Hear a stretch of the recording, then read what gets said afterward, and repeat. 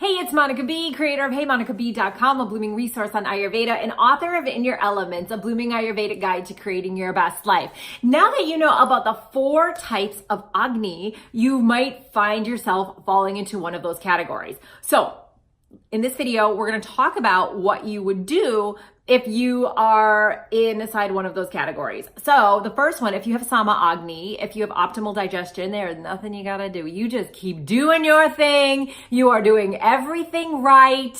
You don't need to worry. Don't get too heady about things. Just eat according to the way you are because you are rocking it. It is working. That's all you need to know. You can turn off the video now.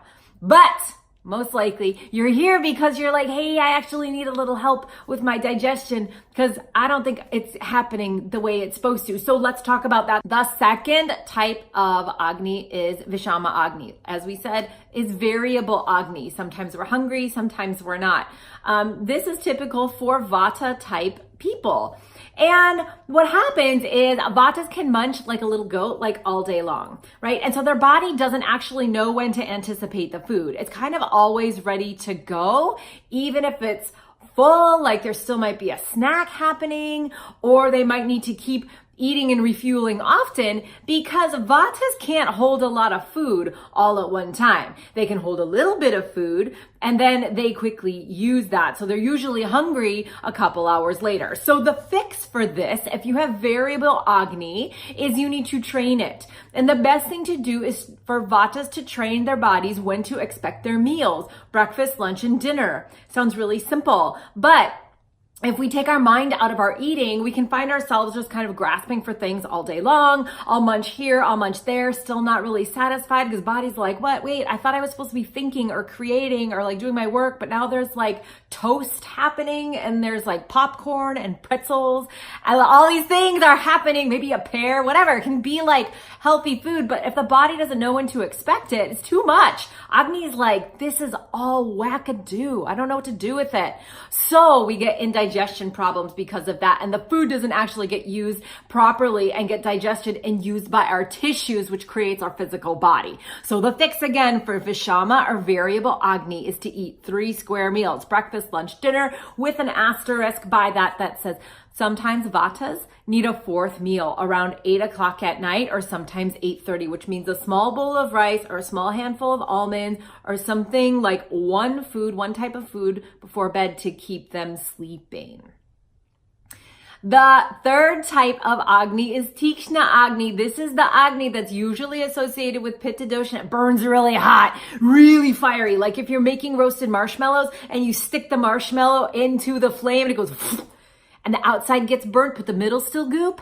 That is totally teekshna Agni. It means that we're actually not using the nutrients of our food, just kind of burning up and then leaving like this old goo slop that's hanging out without being digested all the way. It's too hot of a fire. So how do you fix that? I'm going to put a link below to Pitta guidelines for eating. So go ahead and look below and you can download that. This is all just kind of fixing and regulating the heat of Pitta dosha. So again, still thinking breakfast, lunch, and dinner, but the types of foods that are included in those meals might be a little bit more cooling, a little bit more grounding, so that Agni figures out its way and it's not quite so hot and burny.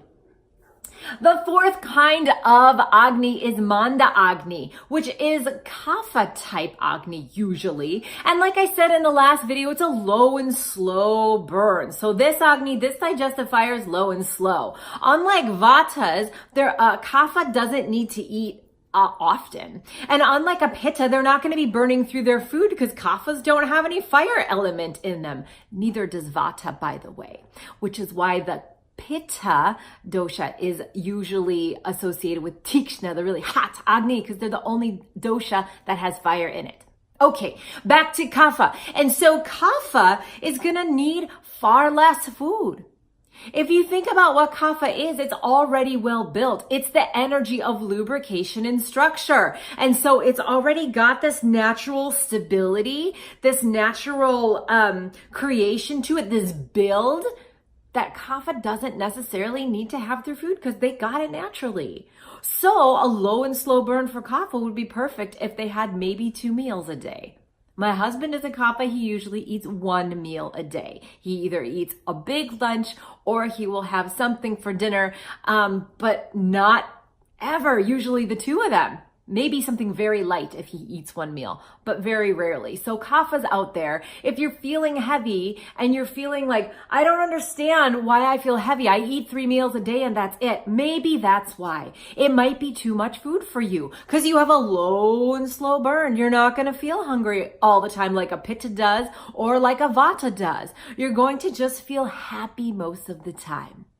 So know that that's where you are and who you are. And 1 or 2 meals a day might be perfect for you. If this helped you, please subscribe to my channel and hit the bell so you can get notified every time I post a new video. And be sure to share this with your friends because we all eat food and we all digest things and we all want to do it better. I love you so much and let's keep bringing Ayurveda to life. Mwah.